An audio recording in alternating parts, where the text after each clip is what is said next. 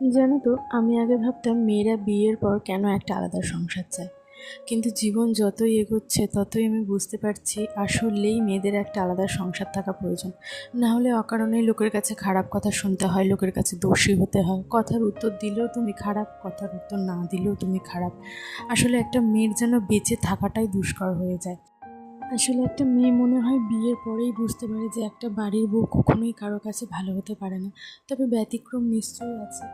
একটা সংসারে যদি কোনো কিছুর কমতি থাকে সেটাকে মানিয়ে নিয়ে চলা যায়, কিন্তু একটা সংসারে যদি দিন শেষে শান্তিটাই না থাকে সেখানে টিকে থাকাটা খুবই কষ্টকর। তুমি তাই তো কত পরিবার ভালো খেয়ে ভালো পড়েও মনের দিক থেকে তারা শান্তিতে থাকতে পারে না। টাকাই যে সবসময় শান্তি এনে দেবে এমনটা কিন্তু নয়।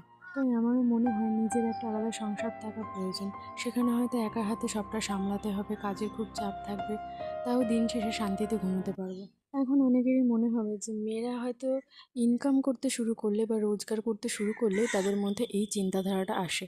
কিন্তু তোমরাই বলো, যারা ঘরের বউ, যারা ঘরের কাজ করে তাদের কি কখনো মনে হয় না যে তাদের একটা আলাদা সংসার হলে ভালো হতো?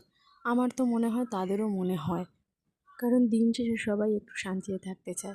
কিন্তু আমাদের সমাজ এখনও বাড়ির বউদের ভাবনা চিন্তার গুরুত্ব দেয় না।